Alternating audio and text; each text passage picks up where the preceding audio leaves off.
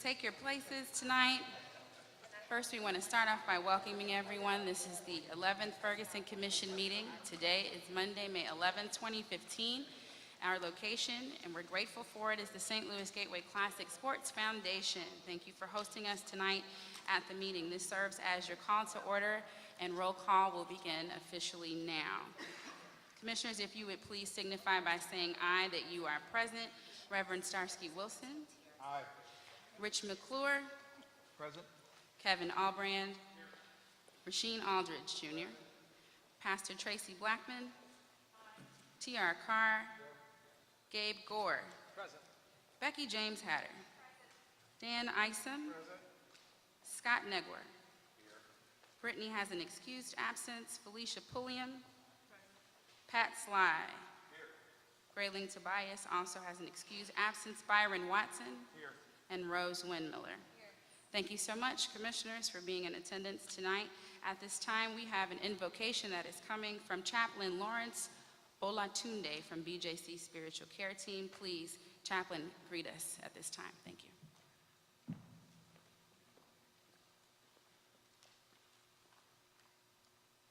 Shall we pray? We are so thankful for everyone and the sacrifice that each of us has made to be present here today. We are thankful for all our families, our health, our jobs, and the roles that we are assigned in our community. We pray that as we're gathering together here today, in discussing issues facing our community and proposing solutions, we pray today for wisdom and understanding. We pray for the ability to listen carefully to one another, knowing that we are all here for the same purpose and goal. We pray for peace in our communities, neighborhood, and homes. As a result of our meeting this day today, may this day mark a new chapter in our lives, homes, and community. We pray this with all our hearts. Amen. Thank you so much for that invocation. Vanessa Hughes is here tonight to welcome us. And Ms. Hughes, as you come to greet the audience, commissioners were interested to know more about the actual building and the services of Gateway Classic Foundation. So please share with us some purpose as well as the welcome. Thank you so much for coming. Good evening, good evening, good evening. Thank you so much for coming here this evening and for actually using the center for your event. We appreciate you. I am the Chief Operating Officer here at the Gateway Classic, which is currently now known as the Gateway Community Foundation. The name has been changed. The founder, Earl Wilson Jr., was my uncle. The late Earl Wilson Jr. was my uncle, my mother's brother. However, we are not Mr. Wilson. We are standing on the foundation that Mr. Wilson left us.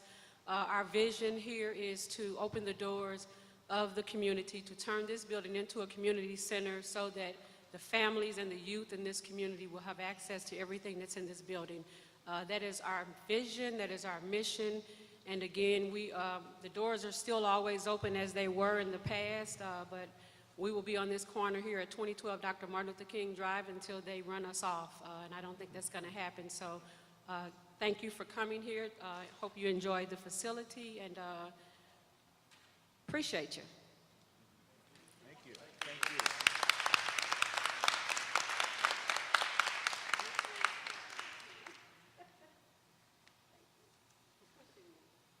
There's a story behind us. He pushed me here, and I was mad at him for pushing me here because of what he said to me. I was so angry at him for bringing me to reality for some things that no one needs to know about, but he pushed me, and I truly appreciate you for pushing me. Thank you. All right. Good evening. My name is Starsky Wilson. I'm blessed to serve as co-chair of the commission with my friend and brother, Rich McClure. We're pleased that all of you came out on tonight. We thank you, Chaplain Lawrence, for guiding us tonight and helping us to enter in. How appropriate it is that you provide our opening invocation on tonight as we focus on health. We thank Sister Vanessa for her leadership and guidance here, keeping these doors open and care for young people of our community in so many ways. On tonight, the Commission's work will focus on health and well-being. We understand this to be a cross-cutting theme for all of our work. As we listen to those leaders in the space of public health in our community, we can hear the phrases that health is everything and everything is health. So we understand this as a frame that will impact all of the policy recommendations that we make in our respective areas. But the Commission's work focuses on developing policy recommendations that seek to address the root causes of systemic and structural inequities in our region. Our focus, of course, tonight is health and well-being, which is a cross-cutting theme. And tonight, the Commission will hear an overview of health policy that impacts health access and disparities for the most vulnerable populations from Ryan Barker, the Vice President of Health Policy for Missouri Foundation for Health. We'll also hear expert testimony from Robert Frund, the CEO of the St. Louis Regional Health Commission, that will examine regional data on trends over the past 10 years and share lessons learned on the design and sustainability of what has become a national endeavor, an innovator and model in fostering regional collaboration and enhancing access to coverage and services for low-income residents in St. Louis City and County. I note as well, as I've said in other settings, that the Regional Health Commission is also one of those success stories of collaboration, continuing collaboration in our region that we have much to learn from. So we're pleased that all of you are here on today and look forward to moving forward in a positive and productive manner. Now, our Assistant Director, Monique Thomas, will come and provide us guidance on our audience polling.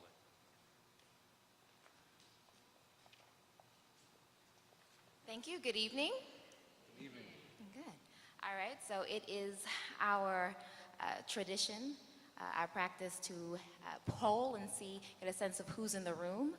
So right now, Jerica and Daniela, as well as Aaron, will be giving out keypads for polling. So once that's complete, and everyone has their keypads, be able to get started. So essentially, we typically just poll for demographics to get a sense of who's in the room, but we're doing something a little different this time. We're also asking about engagement in general. So we have, I think, 4 additional questions that gauge your level of participation, engagement, and interest. So that's different for both the audience members and the commissioners. So once we have that, show of hands who does not have a keypad. All right. Okay, show of hands who has a keypad. All right, so just putting that right there in front of you, who has never had or used a keypad before? Who's never used a keypad before? It's your first time. Don't be, it's okay, it's fine. No, it's it.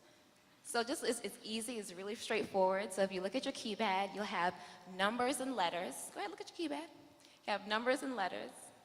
So we'll ask a question, and you'll be asked to answer. You're giving your best response, and the answer choices will be lettered or numbered. And so your job is to just respond to the question that corresponds with that letter or number, okay? So don't worry, we'll do a practice test. I have to do it on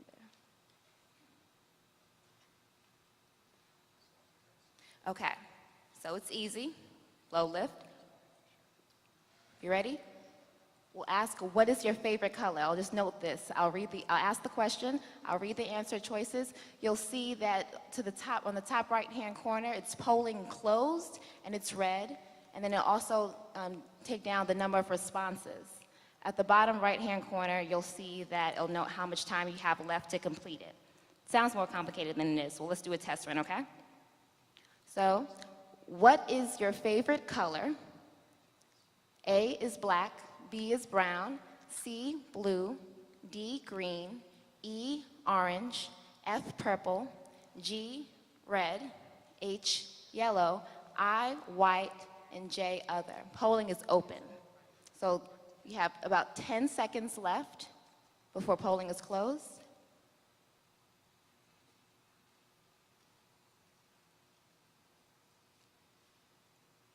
All right, polling is now closed. About 37% have chosen blue. That's been consistent across across full commission meetings. Blue seems to be generally the favorite color. All right, so that was pretty simple, basic. And if you ever change your mind, it'll only save the last the last response you entered. So you can change your mind as long as the polling is open. Okay? So polling is closed. I'll just read the question first. In what demographic area is your primary home or residence located? A, St. Louis City, B, St. Louis County, C, St. Charles County, D, Jefferson County, E, Franklin County, F, St. Clair County, G, Madison County, H, Monroe County, and I is other. Polling is closed. Polling is now open.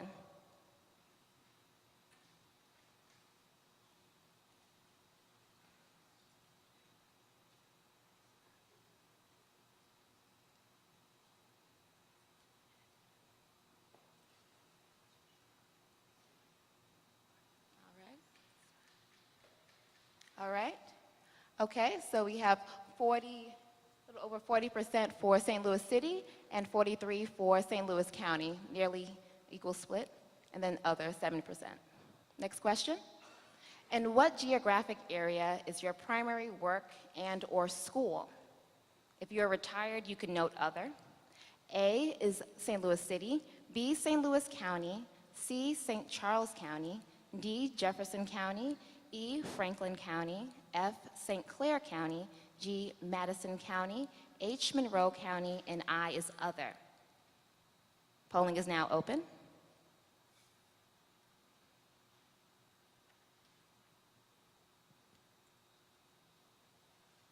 About 10 seconds left.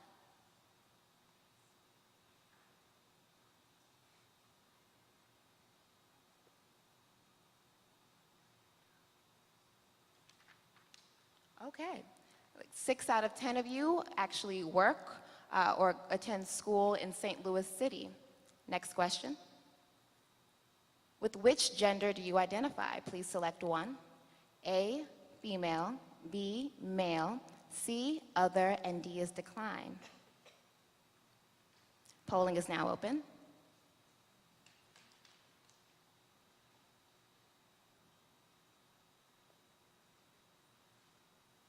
About 10 seconds left.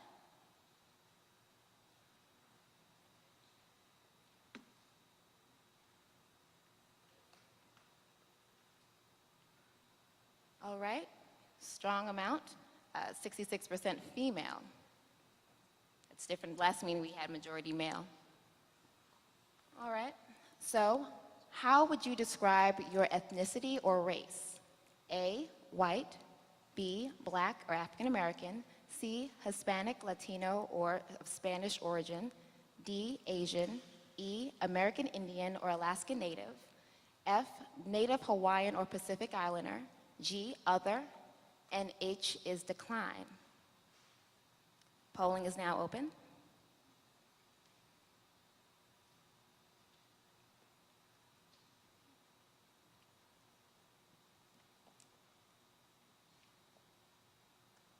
About 5 seconds left.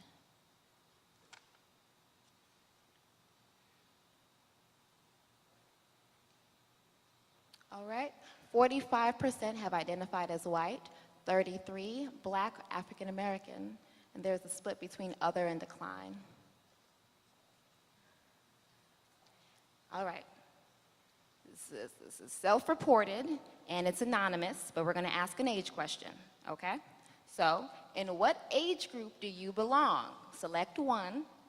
A, 21 and under, B, 22 to 34 years, C, 35 to 44, D, 45 to 54, E, 55 to 64, F, 65 and over, and G is decline. Polling is now open.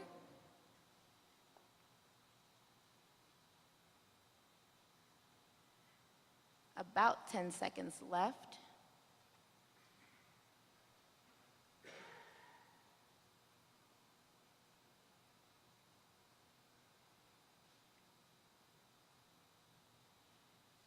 Okay, so we have some interesting proportioning across all, but we have about 50% of you are 55 and over, 15 between 45 and 54, and we have a couple of near millennials, 17%, between 22 and 34.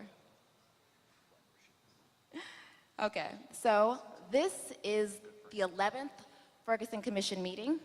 How many previous meetings have you attended? Here I'll note that we're making a distinction between working group meetings and full commission meetings. So we're not asking you to count working group meetings, just full commission meetings like this one, okay? So how many previous meetings have you attended? A, none. You would select that if this is your first one. B, 1 to 2. C, 3 to 4. D, 5 to 6. E, 7 to 8. F, 9 to 10. Polling is now open.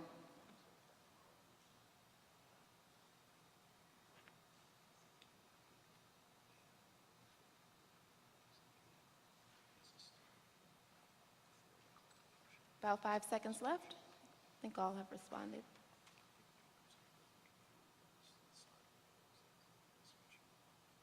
All right, welcome, 32% of you.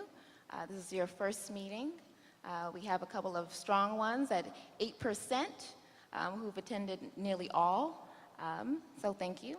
New ones and people who consistently come, we appreciate you. So now we're going to go into our new set of questions. So that 8%, this is new and exciting for you. So we're trying to gauge engagement. So how did you learn about today's meeting? Check all that apply. So here you can select all. So let's say you learned across all of these meetings. If that's the case, A, B, C, select them all, okay? That makes sense. So I'll read them first before we open polling. So how did you learn about today's meeting? A, Facebook. B, Twitter. C, email. D, newspaper. E, radio. F, word of mouth from a friend, a coworker, a relative, etc. G, Ferguson Commission website, that's stlpositivechange.org. Or an H is other. Okay, got that? Polling is open.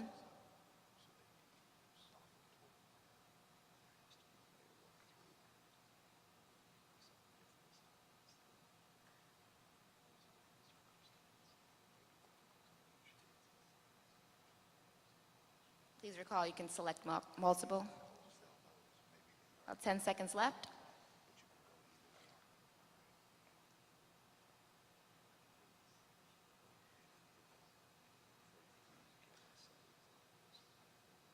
All right.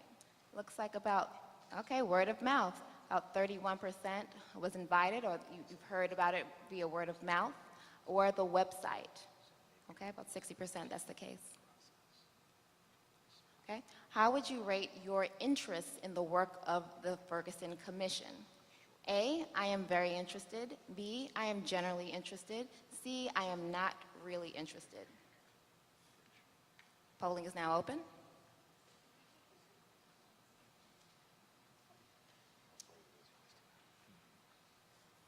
About 10 seconds left.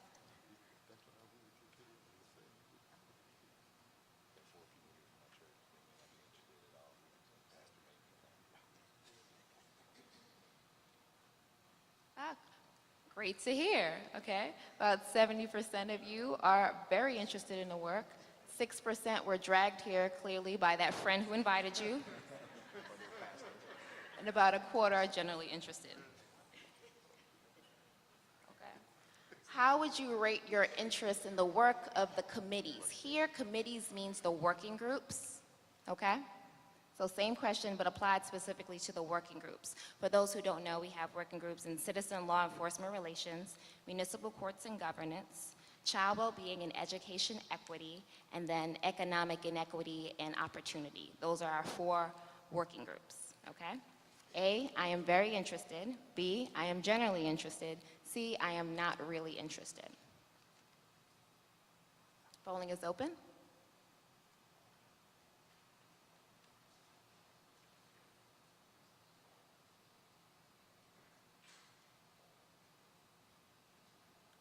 Less than 10 seconds.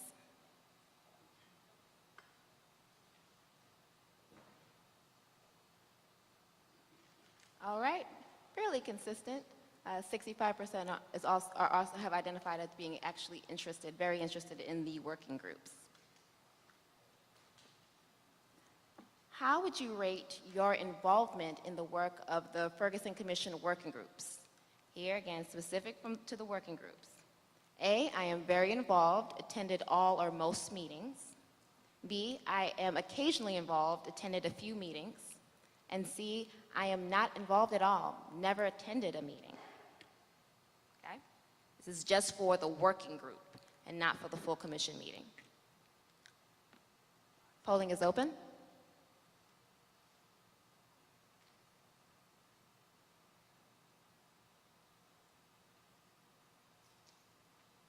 About 10 seconds left, a little less.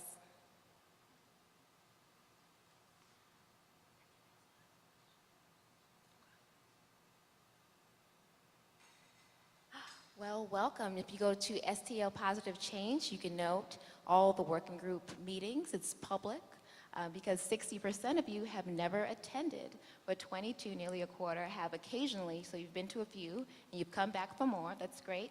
And a few of you are very involved. You've attended nearly all. So thank you.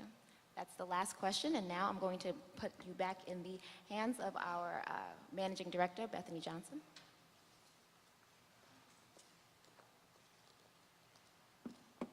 Thank you. Just one more polling question before we move on to tonight's presentation. How many people in the room have a birthday that is today? Raise your hand. Rich McClure. Happy birthday, Rich.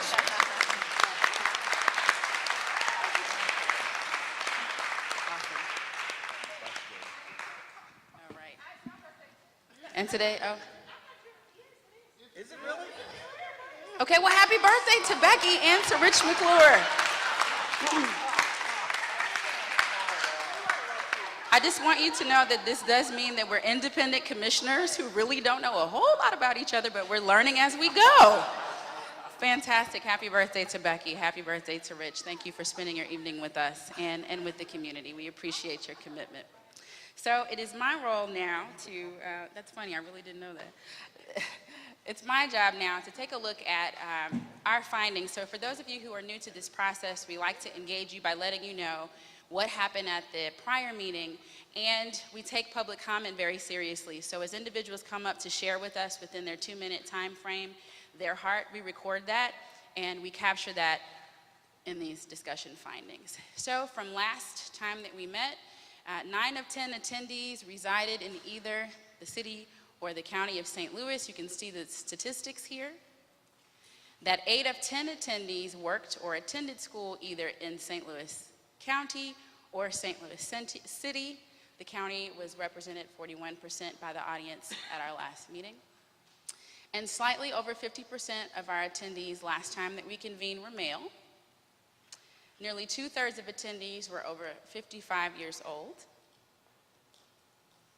Nearly 2/3 of attendees when we convened were white. And 3 of 10 attendees have participated in at least one other commission meeting. So the polling results, we had asked over the past 2 meetings, people's thoughts and perceptions about the disparities in healthcare. And this is what we found. The question that we asked was, what 3 issues have the greatest impact on our community's health and well-being? And the top issues that were chosen were ability to pay, 64%, neighborhood safety at 60%, and stress at 49%. The other categories, for those who can't see, is insurance coverage is next at 44%, and then the rest go from there. What 3 issues, again, have the greatest impact on our community's ability to access healthcare services? Here, 78% said cost of healthcare was the top reason, followed by having health insurance, 51%, and the third is maneuvering or navigating the healthcare system received the top votes to the answer to that question.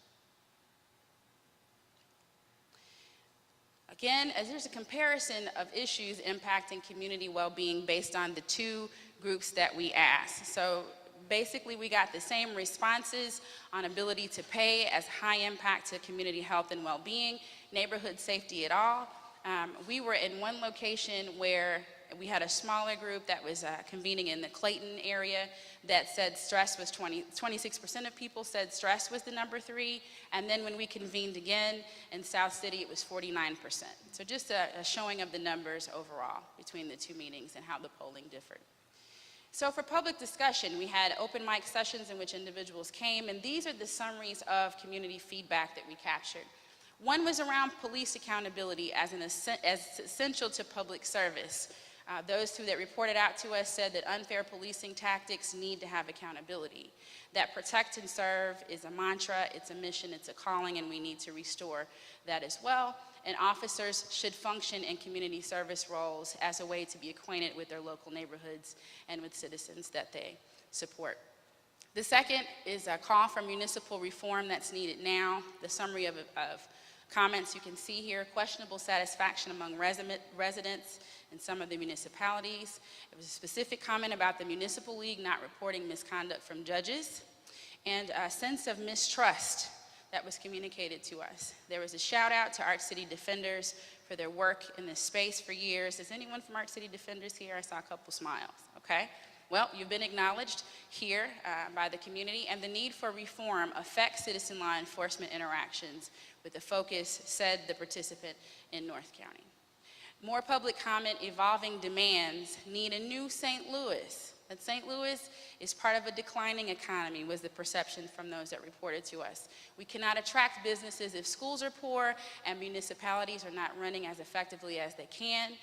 Many identified that we have other cities to compare ourselves to and that they're beating us. Louisville, Kentucky, Indianapolis were 3 that were mentioned, and the real need to stay competitive. Again, other comments: bold actions needed to achieve education equity. A lot of interest and passion around this topic. Funding should go towards scholarships for kids and people who are incarcerated. Redefine success in education reform to include civic engagement. We hear that quite a bit. Students need active roles even within the Ferguson Commission, and place-based strategies are the key to successful reform. The first step, said one participant who came to us, of merging school districts.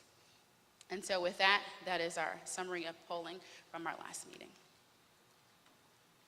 Starcy's going to come now to move us into the introduction for our speakers tonight. Oh, public comment. Sorry, I missed that.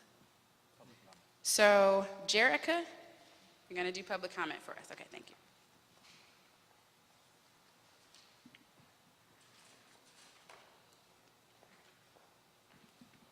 Good evening. Thank you all for being in attendance. And just in case, if we missed any keypads, could you please raise your hand so that I can have Daniela? There's one right here. Anyone else with a keypad? We're good? Okay.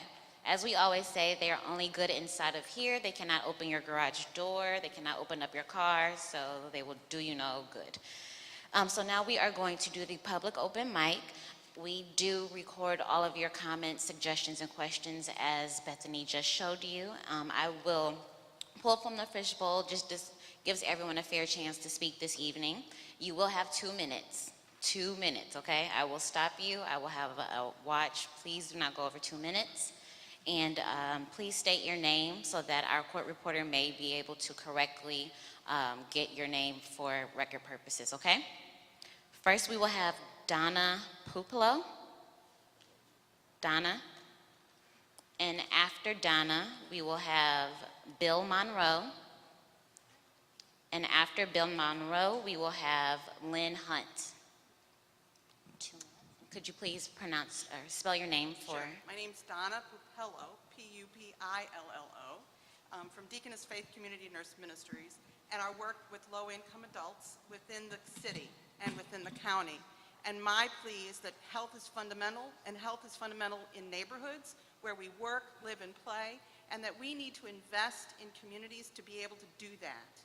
Because we saw 5,117 low-income adults with screenings in this last year, and all of them had no health insurance. We see people who are in their 40s who, yes, the stress affects them, and they wind up having diabetes, and they wind up having heart disease, and they come to us with no health insurance and no access. So we're spending all of our energy and time helping them do that. We have a free clinic where 258 people came and were seen with 39 therapies being offered to them and 39 days of service. So the need we have is great to be able to offer services to our folks and to invest in them. Thank you, Donna. Bill Monroe.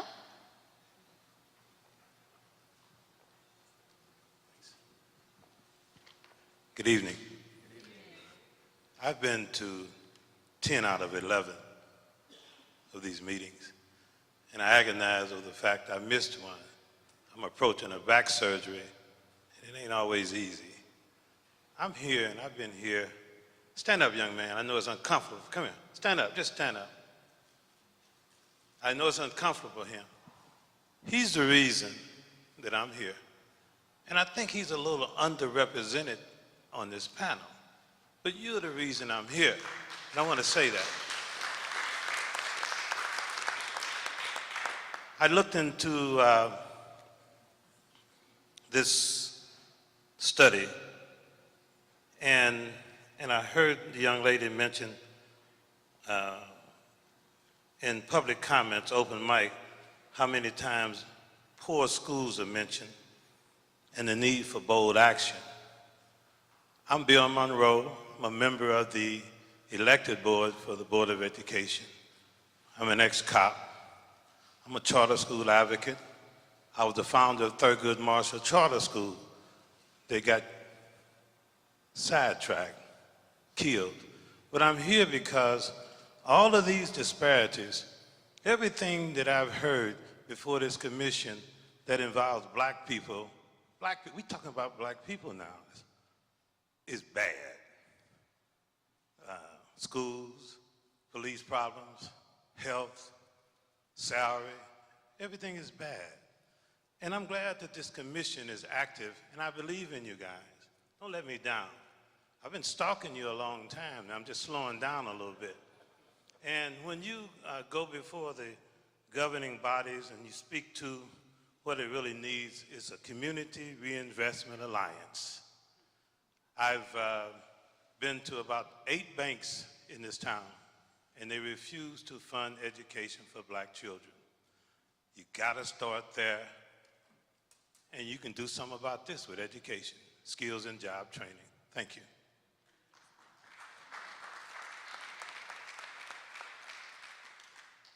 And after Lynn Hunt, we will have Dan Hyatt and K.L. Williams.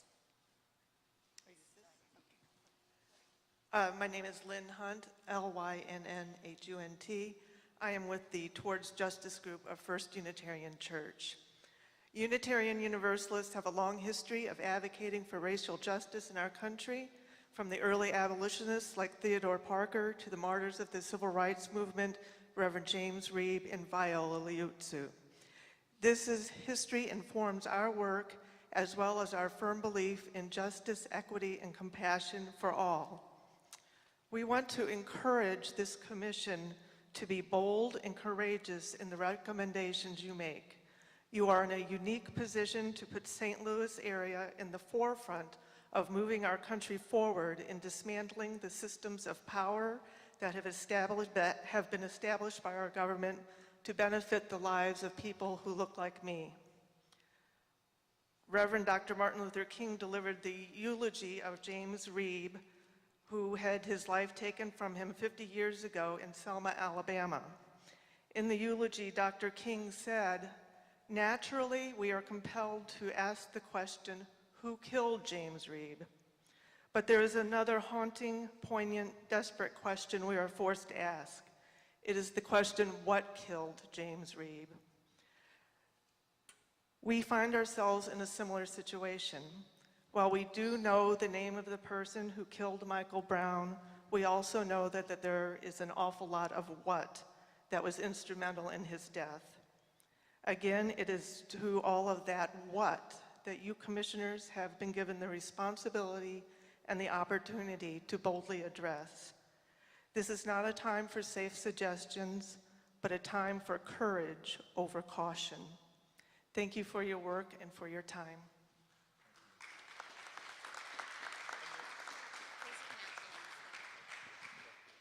Hi, my name's Dan Hyatt, Hyatt.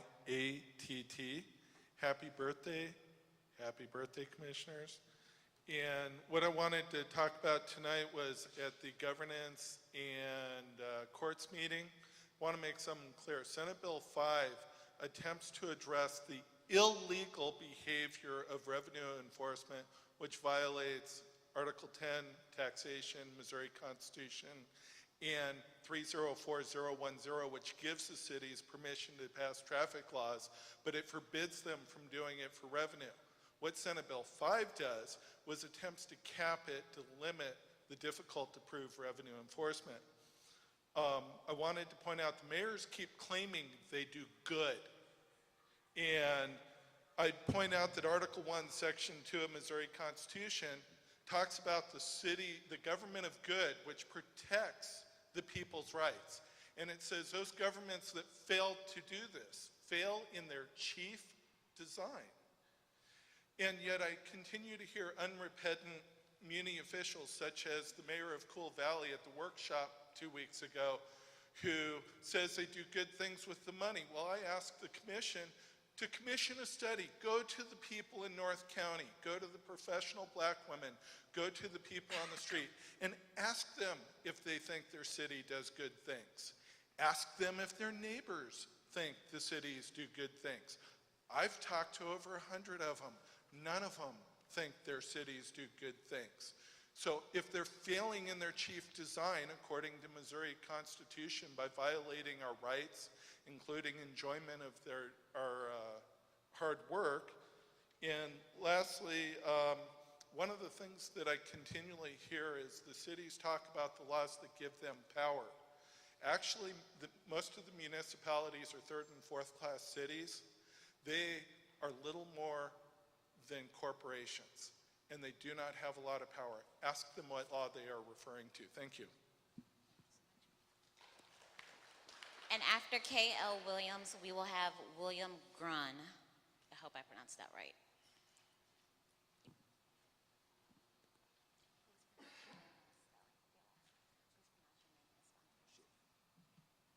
K.L. Williams, W-I-L-L-I-A-M-S.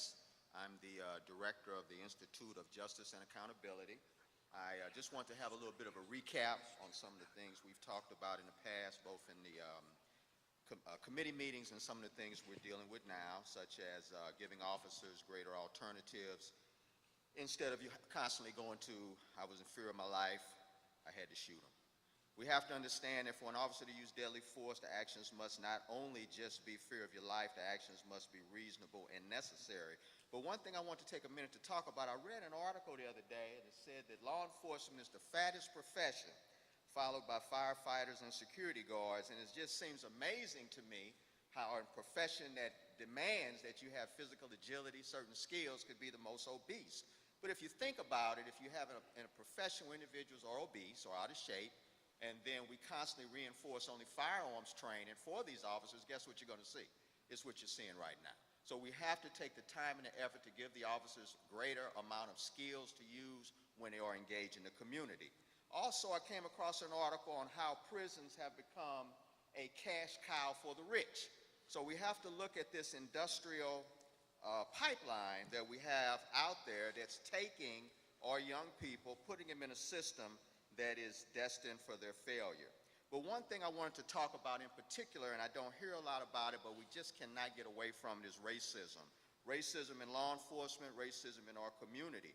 I turn on the television every day, I see another police officer doing something crazy. I think in Delaware, we see an officer kicking a guy in the head who was compliant with the officer's demands. Also, we have San Francisco that has hundreds of texts from racist officers and homophobic that might put 3,000 cases in jeopardy. We have to keep in mind that racism is a system. It's a system that focuses in economics, in education, in law enforcement, and so forth. Thank you very much.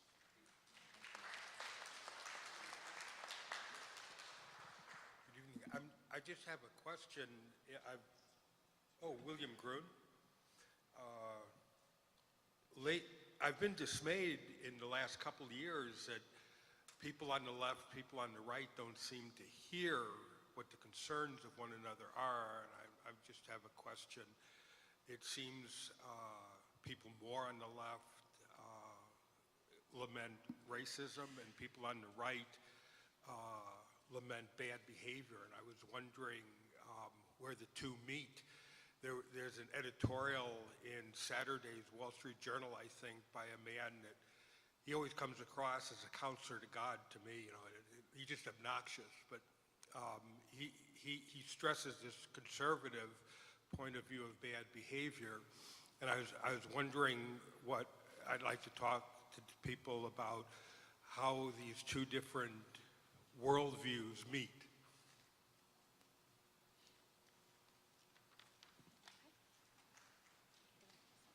All right, well, that completes our segment for the public open mic. We will now turn it over to Starsky. Again, I do thank you all for coming out this evening, and we hope to see you again for our meeting 12. Well, thank you all for your comments and your sharing with us. At this point, and I just want to give confidence to those and appreciation to everybody who is having sympathy for me. I'm not doing all of the leadership tonight because the birthday boy is his birthday. He's just taking the late part. I'm taking the early part. Amen. So we'll now have one of our expert presentations, first from Ryan Barker from the Missouri Foundation for Health. The Missouri Foundation for Health, also MFH, as some of us affectionately noted, is a resource for the region working with communities and nonprofits to generate and accelerate positive changes in health. As a catalyst for change, the foundation improves the health of Missourians through partnership, experience, knowledge, and funding. MFH takes a multifaceted approach to health issues, understanding that programs, policy, and education all play a role in making lasting positive change. By listening and responding to communities in the region, the foundation works toward the well-being of all Missourians, enabling them to take an active role in health issues by making health information accessible, understandable, and useful. And so that is the lens through which we will judge Ryan's presentation on tonight on disparities and opportunities for health policy reforms, whether it is accessible, understandable, and useful. Please welcome Ryan Barker.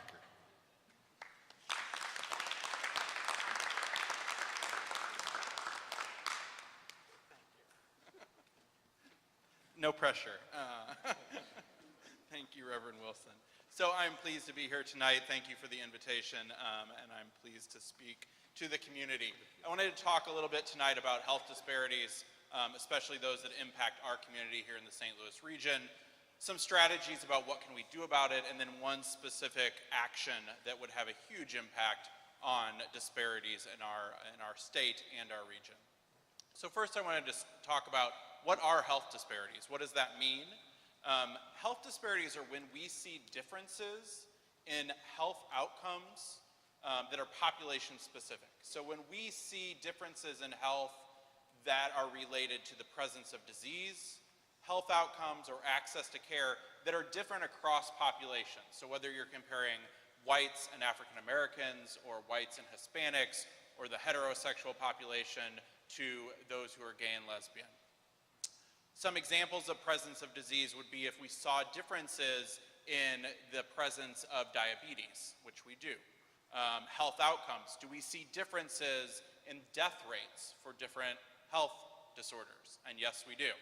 And then the ability to access care, whether it's primary care or specialty care. We see differences based on race, ethnicity, sexual orientation.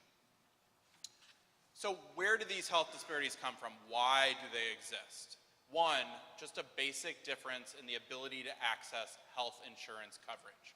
We see large differences along racial and ethnic lines when it comes to health insurance coverage. Currently in the US, about 11% of whites do not have health insurance, compared to about 18% of African Americans and 23% of Hispanics. That is changing with the Affordable Care Act and health reform, and I'll talk a little bit about that towards the end of the presentation. Limited availability of culturally competent care. So when we go to the doctor, when we go to the hospital, wanting our health providers to be able to understand where are we coming from in terms of our own culture, our own neighborhoods, what does health mean to us? And that's a really important, if you go and access care and you don't feel warmly welcomed, accepted, that your doctor understands you, you may not go back.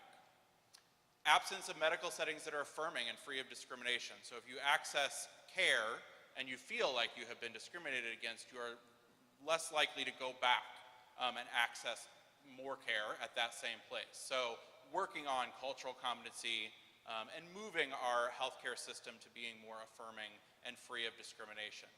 Unhealthy behaviors. So we do see disparities related to tobacco use, drinking, substance use, that are higher for minority communities compared to majority communities. And that does get hit on a lot, that there's these unhealthy behaviors.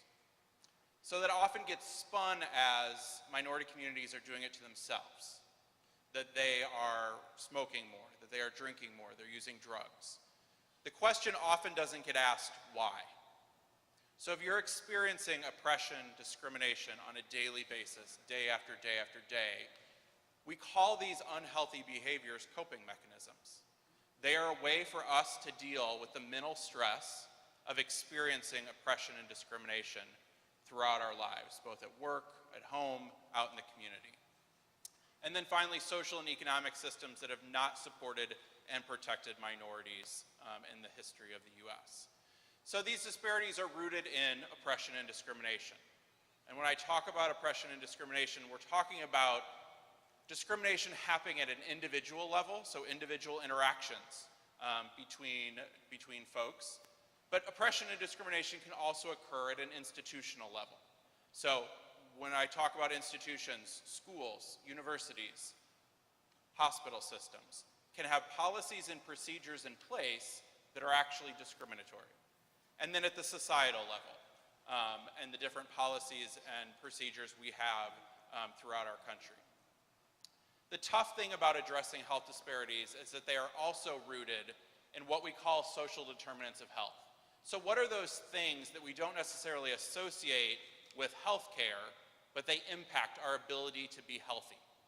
And those are things like having a job. In this country, having health insurance still is tied to employment in many circumstances. Having access to reliable transportation. The environment. If we don't have clean air and clean water, it affects your health. The violence and safety in our neighborhoods affects not only our physical health, but our mental health also. Having access to clean and affordable housing, good education, and understanding health literacy. So I was talking to I have a 16-year-old, and was talking to him the other day, and he never had health class, really. They had little section snippets of it. But when I was a kid, we had like a year-long health class, and you don't have that anymore. And you don't learn some of that basic health activities, understanding your body and food and how all that works. So health literacy is just basic understanding of staying healthy. So I don't want to give a lot of data. I'm good at that, but I don't want to bore you and put you all to sleep. But I wanted to give you some examples of what do health disparities look like. So I just have a couple of slides. This data is from it's a little old, it's from 2007 and 2009, but often data runs behind, especially when you get down to the zip code level. So these are 7 zip codes in the North St. Louis City area, and they are looking at 4 different indicators. So infant mortality, childhood lead poisoning rates, diabetes mortality, and gonorrhea. And you can see towards the bottom of each of those, there are little lines that go across that say Missouri and the US. And those are the average rates for these 4 health issues in the state and in the country. Then there's a line a little higher than those that is St. Louis, and that's for the St. Louis region. And then each of the colored bars are the 7 zip codes. And you will notice in most cases, all 7 of those zip codes have higher rates compared to the St. Louis region and definitely compared to the US or Missouri. Those are health disparities. The zip codes are 63112 is orange, 63120 is green, 63147 is red, 63115 is yellow, 63113 is purple, 63107 is blue, and 63106 is turquoise. And those are all zip codes in North St. Louis City. Another way of looking at health disparities, and this is from the data book, that there are some extra copies sitting at the table if you're interested, that was produced by the foundation. This is examples of emergency room visits. This is a direct tie to insurance or lack of insurance. So we know when people are uninsured, they don't access preventative care because of cost. They wait and wait and wait until they have to go to the hospital, and then they show up in the emergency room. And we see huge differences in ER visits between whites and African Americans. And most of this can be prevented through preventative care. So asthma, 5.5 compared to for every one white in the ER for a visit related to asthma. Diabetes, complications related to diabetes, a little over 3 to 1. Eye infections, 3.2 to 1. Hypertension, 3.9 to 1. Epilepsy, 2 to 1. And schizophrenia, 7 to 1. Which goes into, that last one goes into my next slide, which is mental, and I'm sorry, this is very data wonky, I would say mental health related ER visits. The data book uses mental disorders. And there is a disparity between whites and African Americans. Now we did see in the early 2000s, mental health related ER visits increased for both African Americans by 27% and for whites by 55%. A lot of that was related to the recession. We saw drops in employment, which means drops in health insurance coverage. So when folks don't have health insurance, they're more likely to be using the ER. One of the points I wanted to make sure I mentioned was that African American males have 50% more mental health related ER visits than African American females. A lot of that is due to insurance. The stigma related to mental health disorders. There's a stigma to begin with, and then when you throw in the stigma of gender bias, and men are weak if they admit that they need help with mental health, you see results such as this. The data book also points out that you can have the statewide rate, this is asthma-related ER visits, which whites compared to African Americans have about a 6 times higher rate of asthma-related ER visits. This is an easily prevented ER visit. If asthma is handled through a primary care setting, we can prevent kids from ending up in the ER. But then you can also break it down by counties, and you can see the disparity gap widens. St. Louis County is 2.5 compared to 18.4, and St. Louis City is 3 compared to 23.6. So what all those disparities result in? They result in differences in life expectancy. So this is Missouri specific. In Missouri, the average white individual lives 76.7 years. The average African American lives 71 years. When you break that down by both race and gender, we see between African American men and white women 15.5-year difference in life expectancy. So what are the strategies? And I wish I had the answer. But there are many strategies because this is such a complex issue. And some of them fall outside of the normal definition of health. So those social determinants that we're talking about. Strategies related to housing, education, jobs, transportation, financial support programs. There is data and research out there that ties all of these to improved health outcomes. We can come up with policy changes relating to housing, employment, school policies, improving cultural competency, building health literacy among our children and adults, improving workforce diversity, quality improvement initiatives in healthcare, and increasing insurance coverage and access for everyone. I wanted to talk through some of those strategies and tie them directly to some of the work that we are doing at the Missouri Foundation for Health right now. We have four targeted, and I just added one. We have 4 targeted initiatives that we're currently working on that I think relate directly to the work of health equity. So we have an initiative focused on healthy schools, healthy communities. That is about working in school districts across the state to improve food options within the schools, and it's very much left up to the schools with some guidance and assistance and technical support to help increase kids' access to healthy food, physical activity to reduce childhood obesity. Flourish STL we have an infant mortality initiative that is focused on North St. Louis and the Boot Heel of Missouri, where we see huge disparities between African American and white women when it comes to infant mortality. And they just named themselves Flourish STL, and that is a community collaborative project here in the St. Louis area. We have an oral health initiative. You may have noticed there is a new building over on 18th near by the old city hospital.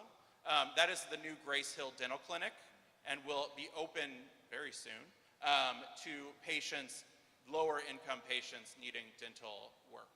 And then finally, marketplace coverage and helping Missourians enroll into the new health insurance marketplace offered through health reform. In St. Louis, we have enrolled 112,000 St. Louisans into health insurance coverage through the marketplace. In the health policy shop, which I run, a couple of examples of projects is I know that you have heard from Dr. Jason Purnell and the Forsake of All project. The foundation is the major funder of the Forsake of All project and Dr. Purnell's work.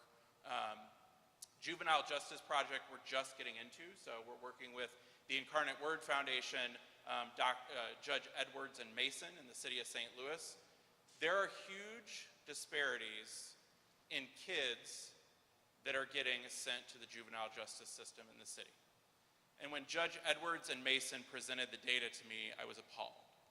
So in the city of St. Louis last year, over 1,100 African American kids were referred to juvenile justice. 63 white kids and 11 Hispanic kids. I'm gonna say that again. 1,100 African American juveniles were referred to Juvenile Justice Center, 63 white kids. So this project is working with schools to help reduce referrals to juvenile justice, reduce suspensions and expulsions, because the 2 major referrals to juvenile justice are schools and law enforcement. But law enforcement will tell you a lot of the times they're picking up kids because they've been suspended or expelled from school.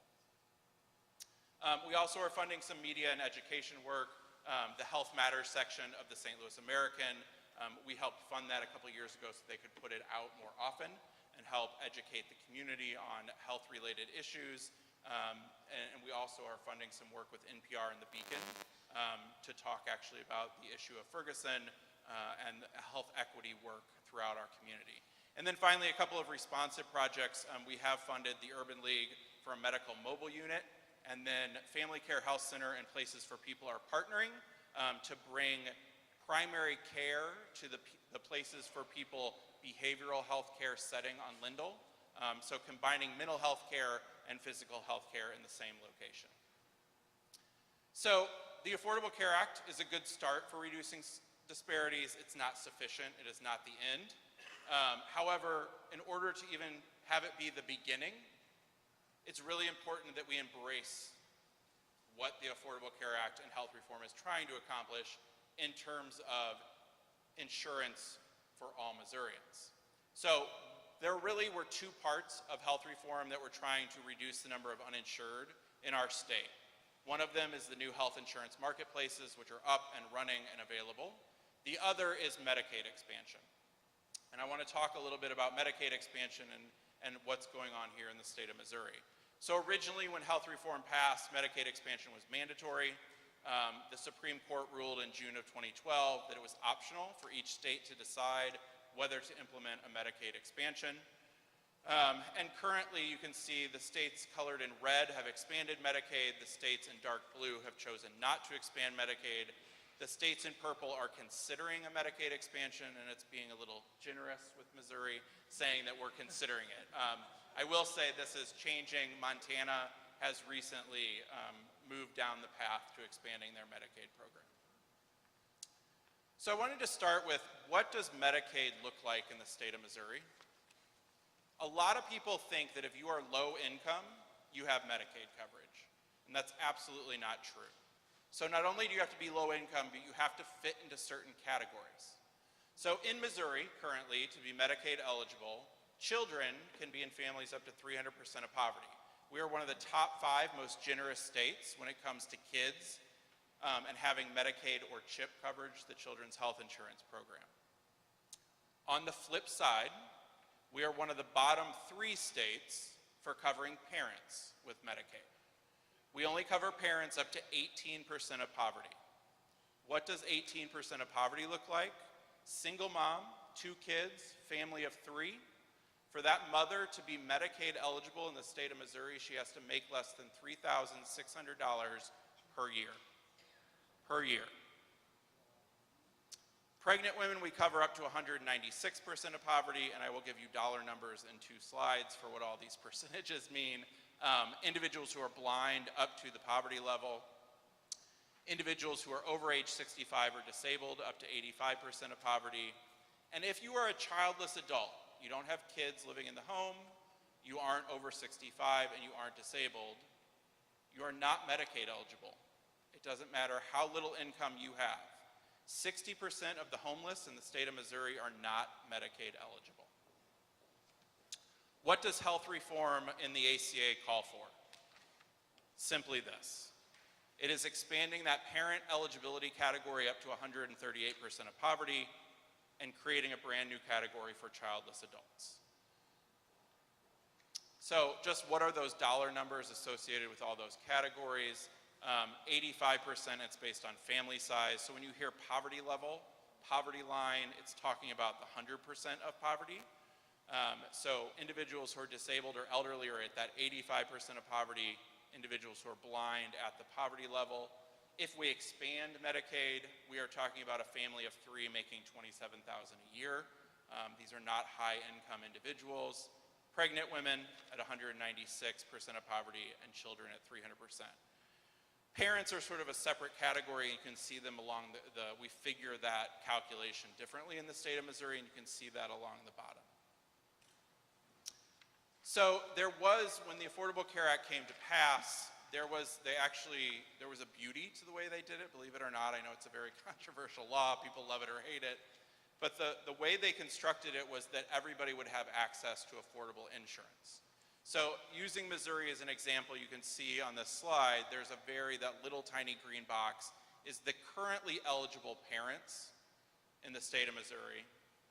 If we had expanded Medicaid, it's the yellow, up to 133 or 138% of poverty. And then we have this new marketplace where you can go online and purchase private insurance, and there's help for you to pay your premiums. And those subsidies, the help to pay your premiums, starts at 100% of poverty and goes up to 400% of poverty, and it's a sliding scale. The Supreme Court ruling, what it did was make the yellow box optional. So right now in the state of Missouri, if you are above the poverty level, you can get help paying your monthly insurance premiums through the marketplace. If you are in that little green box as a parent or you can get Medicaid. If you are in the solid yellow area, there is absolutely nothing. There is no access to Medicaid, and you are not eligible for subsidies in the marketplace. Folks under the poverty level cannot afford private insurance without assistance. And Missouri has chosen not to expand our Medicaid program to include these folks. So why does it matter? Insurance, affordability, quality of care are the starting points. This is where we should be working from, because they're not the solution. They're not the end game. Because there's so many other issues that go into truly addressing health disparities. It is a little bit cyclical, which is why those of us in this field struggle with it a lot. In order to be healthy, you have to succeed in school and work. You have to have safe housing in neighborhoods, access to transportation, healthy food, clean air, coordinated, accessible healthcare in order to be healthy. So it sort of is a constant circle of how do we get there? But insurance is a good place to start. It provides access to primary care. It helps people stay healthy instead of waiting until they're at their sickest and accessing emergency room care. With that, I will end. Thank you for having me.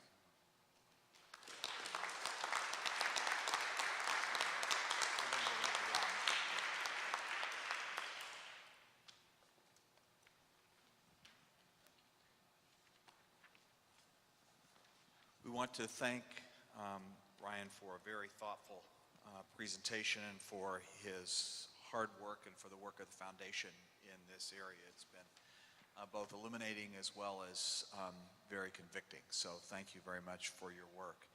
Before we do questions and answers from the commission and also from the audience, we're going to have our second presentation for the evening. And so it's my pleasure to introduce Rob Friend, who is a long-term, very thoughtful, and highly respected leader in this space. And here's why. Among the most recent recognitions for its 10-plus years of work, the Regional Health Commission was recognized earlier this year by the U.S. Agency for Healthcare Research and Quality as a national innovator in fostering collaboration and enhancing access to coverage and services for low-income residents in St. Louis City and County.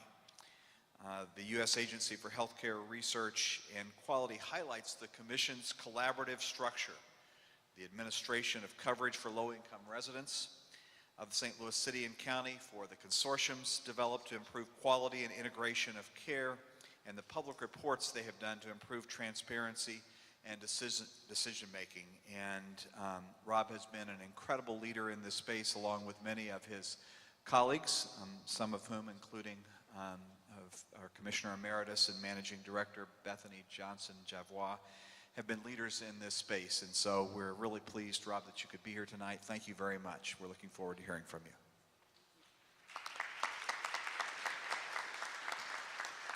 Thank you.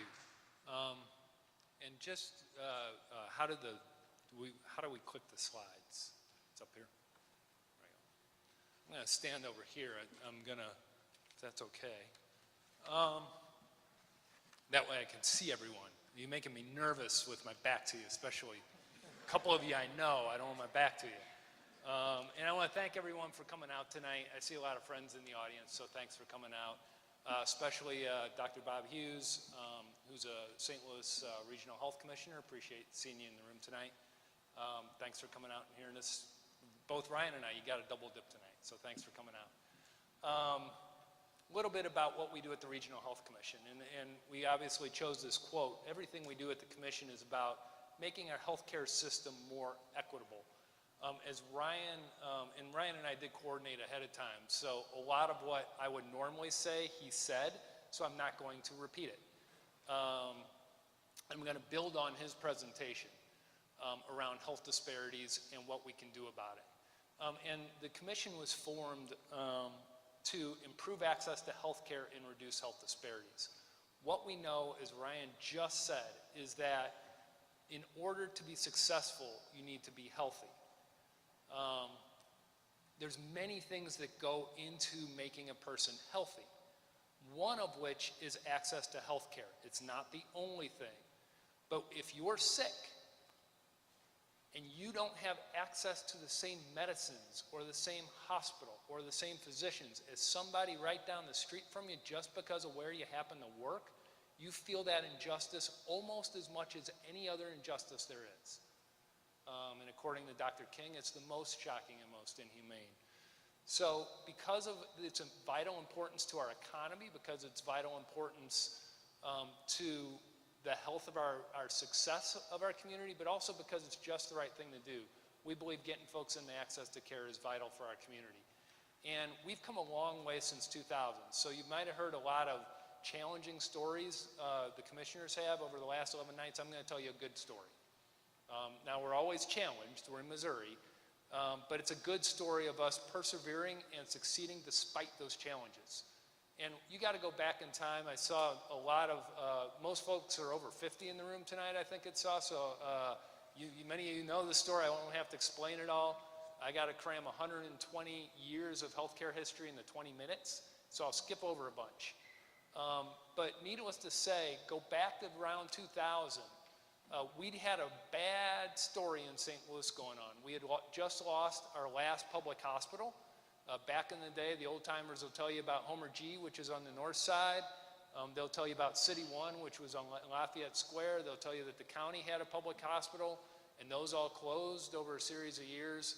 We had Regional Hospital on Del Mar that was a not-for-profit with a public mission. And in the late 90s, interestingly enough, we just approved managed care in the rural areas. Well, when managed care came to Missouri, one of the first things that happened is Regional Hospital pretty well emptied out in the late 90s. Went from a census of over 300 to less than 100 in about a year and a half. All sorts of legends, myth stories of what happened, but the end result was Regional closed, and these were the headlines. The healthcare safety net unravels. Who cares for the poor in St. Louis? One of my favorites, robbing the lemonade stand. And it went on and on and on. And so at this minute of crisis, there's actually protests outside of some of our hospitals, down at the Board of Aldermen. Folks were going to jail over this thing. When I used to tell this story, people would say, really? And now I think we know, because people really do get upset over injustices. And I said, healthcare is a huge injustice when it's not done correctly. A commission was formed. So the Civic Progress got together with a couple of the other leaders and formed the commission. This was called the St. Louis Regional Health Commission. And our mission was to, one, improve access and reduce health disparities, but two, get us out of this crisis and figure something out. We've been working hard at it. We don't have a perfect system. Nobody in this country does, but we're getting there. And I'm going to tell you a little bit about that story. I'm going to introduce Ms. Rosetta Keaton, who worked at Regional, now is a patient ombudsman over at the RHC, and I'm going to give you a high level, sort of from the rooftops, and she'll tell you what it's like on the ground, and then we'll take your questions. So that's what we're planning for tonight. To tell you this story, how we got to reconnecting care and how we got to mending the safety net here in our town. And we have made a difference. While Ryan's right, we still have health disparities and we still have a long way to go. We're getting better. As you can see, the age-adjusted mortality rates in the city and the county have gone down over the last 10 years, 15 years, and they've gone down faster in the city than anywhere else. You can see the cancer mortalities here. Breast cancer, and if you could see on the left is Caucasian women, and on the right is African American women. You could still see that gap Brian talked about, but you could see it getting better for both categories. Likewise for prostate cancer, and we've actually seen a bigger rate of decline over the last 10 to 15 years for African American men in our region than for their Caucasian counterparts. And colorectal cancer, again, we've seen improvements across the board. Heart disease, you can see the massive improvements we've made in heart disease. We've seen over a 30% improvement in heart disease mortality in this region over the last 10 years. Same thing with, cancer. Same thing with stroke, same thing with COPD. One indicator after another, we've improved, and we've improved dramatically, and for everyone across the board. One of the tools we've used is to increase access. Because while access alone won't make a difference, we know if folks can get in to see their doctors, have access to medications, can get the right treatment plans, they can become healthier. And as you can see, we've increased access to care in primary and specialty care by 25%, especially for the low-income folks, uninsured and Medicaid folks. We're very proud of that. It's taken a lot of hard work. And my friend Bethany and I have been at it. I've been at it now 12 years, and Bethany 8 of those. And we've really made a difference, and we're very proud of that. We work with a lot of partners, very important partners, and particularly our community, because we don't have a public hospital left, put a huge bet on community health centers. So I don't know how many of you have heard of People's Health Center. It's good because they're named on the door. I'll tell Dwayne he's doing a good job. People's runs 3 sites. How many folks have heard of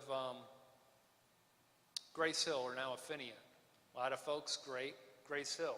And you can see on the far left, those are number of visits. Grace Hill sees nearly 150,000 folks for medical care each and every year. That's a lot of visits, okay? And over 2/3 of them are low-income folks who are uninsured.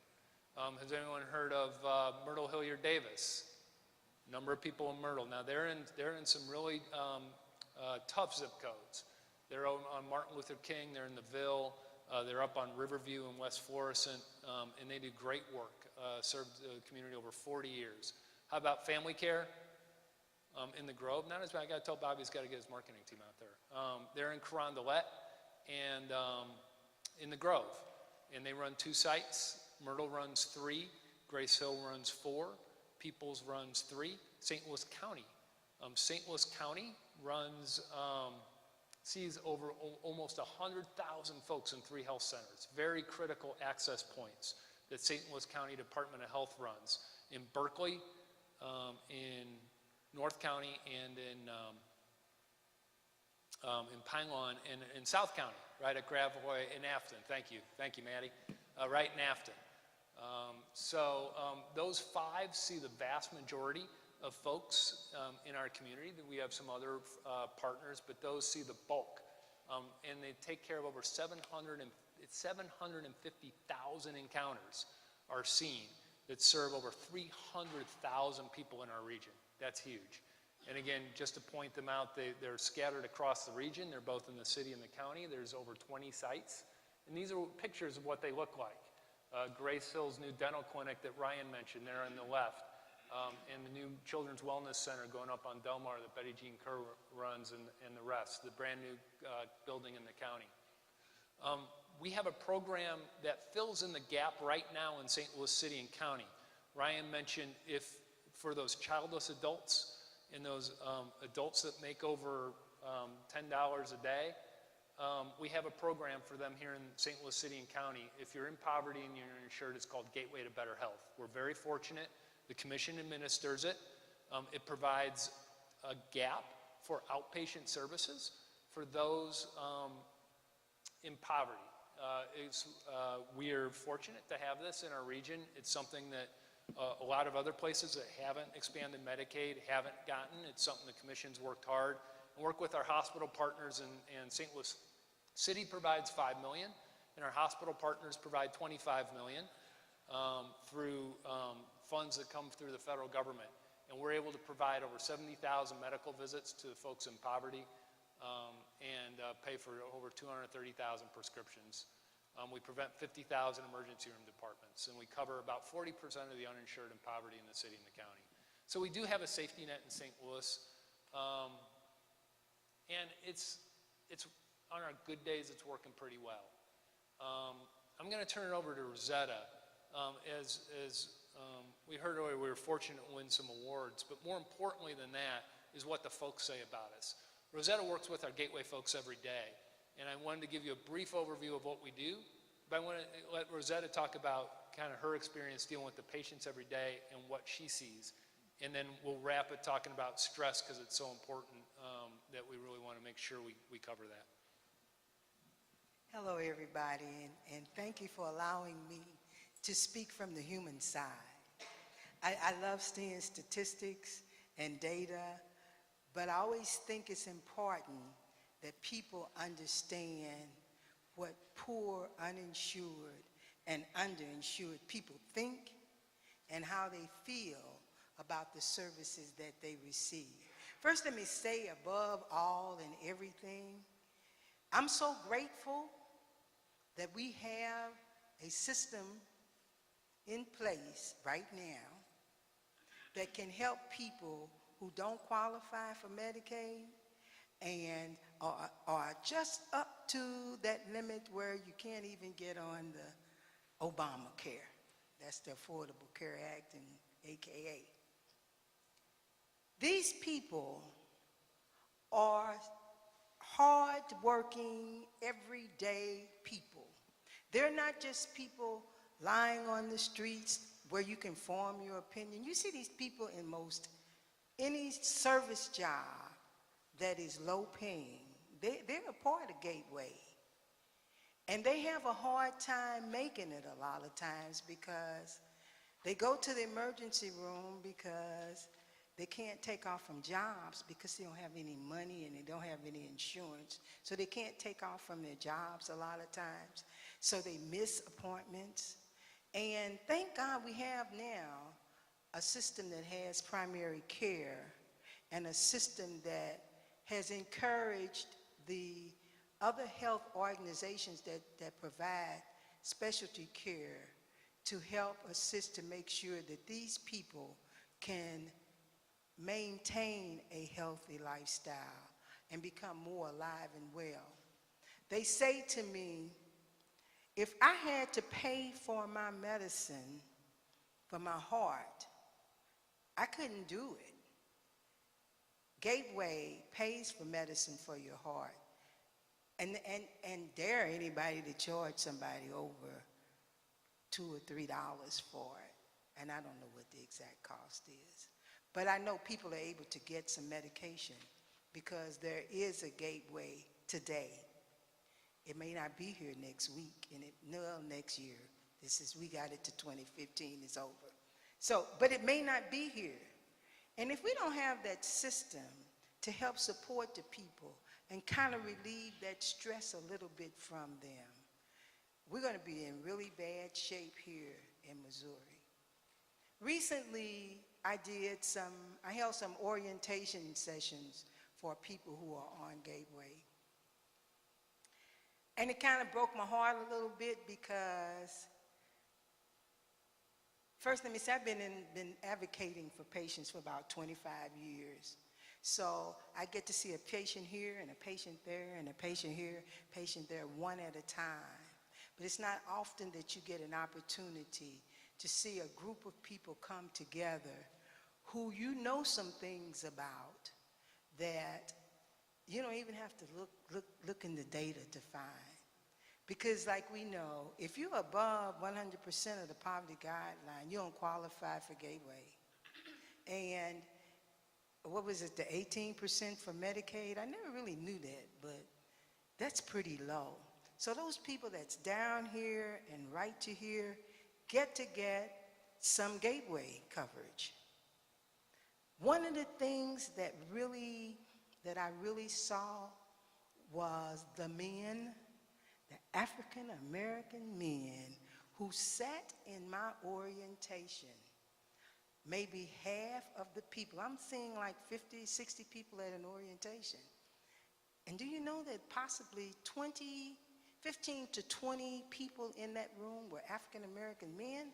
That says something very serious. First of all, we know that they didn't make more than $11,000 a year. Secondly, we knew that they were sick. Thirdly, we could wonder, did they have families? What was happening to them? They couldn't stay well because I'm sure it was some stress in there somewhere. These people, when I would say to them, are you stressed? They go, oh my God, yes. Can you help me with the stress? We already know, or we're finding out more and more, that stress cannot be relieved if you're sick. If you have stress, it doesn't help your sickness. So we got a whole group of people that here in St. Louis City and St. Louis County that we have to pay attention to, because we don't know what we're dealing with. It's still explosive. I've been doing this, and I'm telling you, in 1999, 2000, the same questions and the same feelings that these people expressed, I don't have health care, are the same questions and expressions I hear today. I don't have health care. The good thing is we have something in place. It's not the best, as Rob said, it's not the best plan, but it is a plan, and it's all that we have. So, you know, let's know about Gateway. If you don't know it, please find out about it, and maybe you know somebody who would benefit from it. Thanks, Roseanne.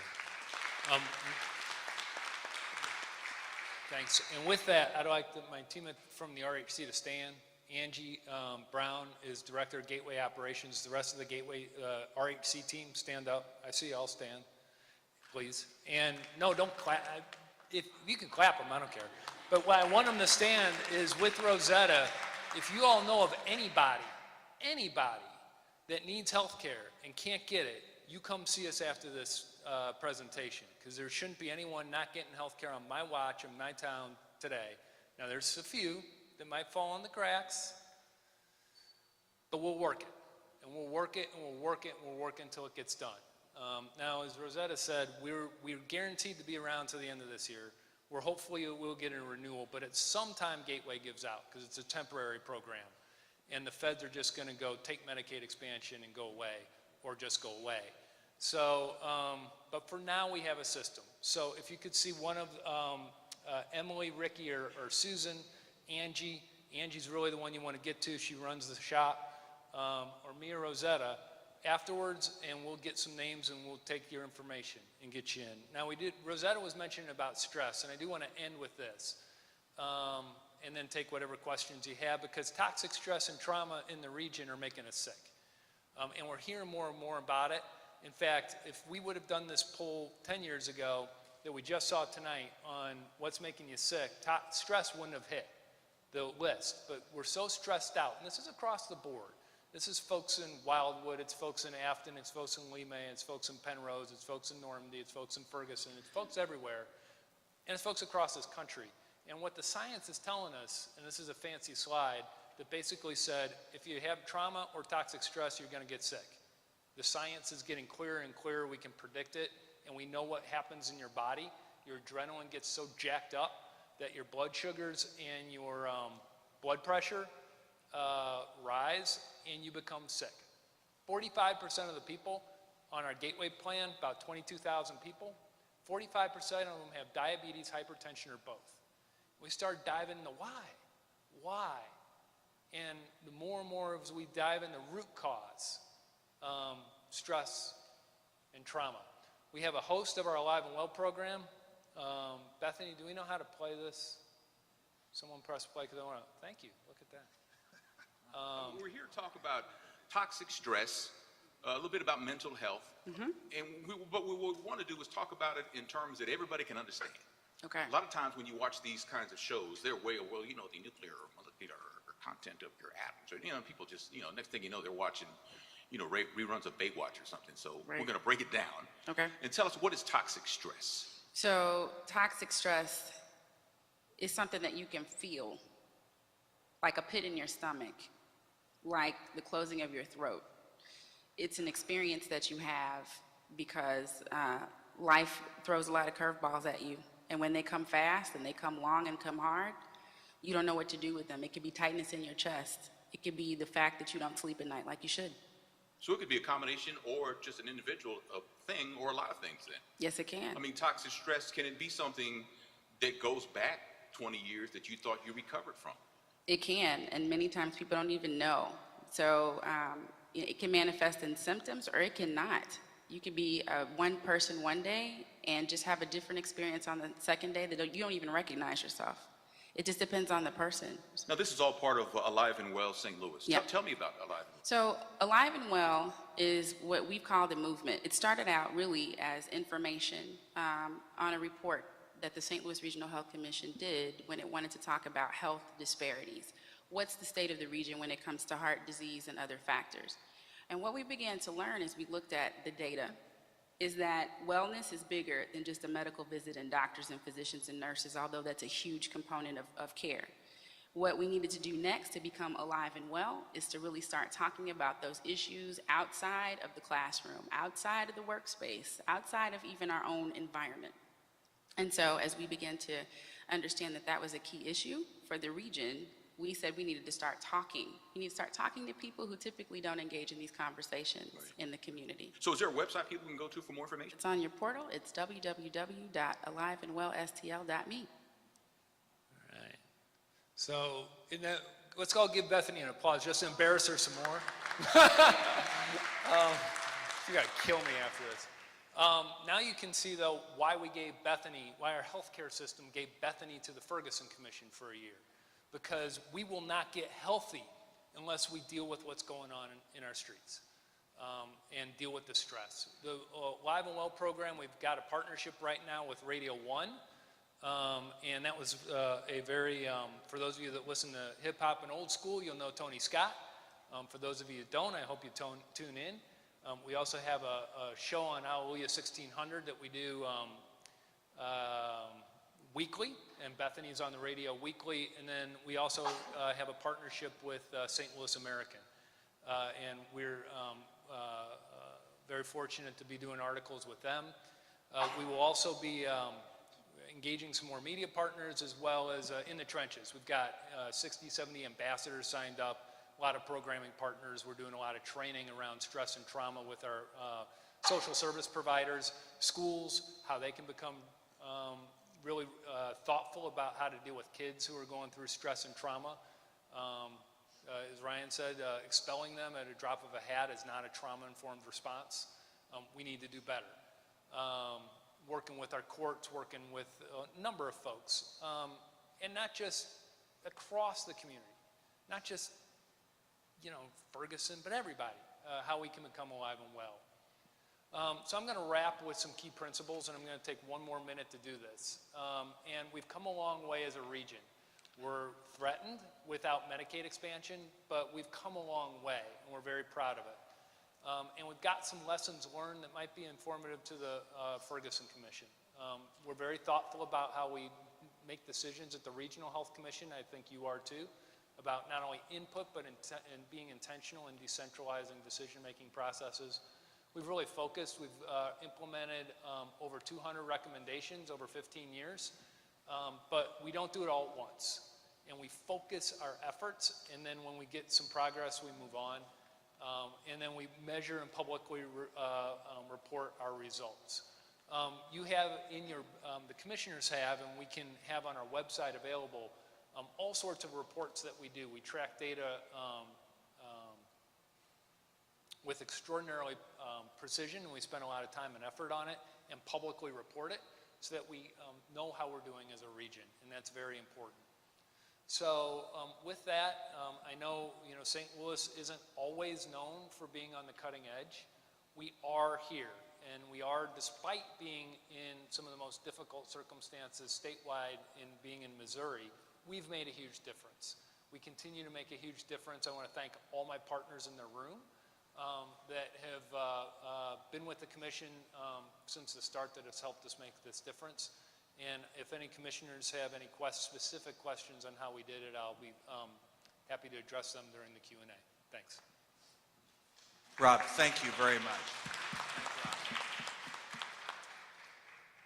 So to Rob and Rosetta and Bethany, thank you for the thoughtful presentation despite the fact that St. Louis has a long way to go. As we've heard, we need to be grateful and recognize and acknowledge the significant progress that has been made over time by very thoughtful leaders who have led in this space.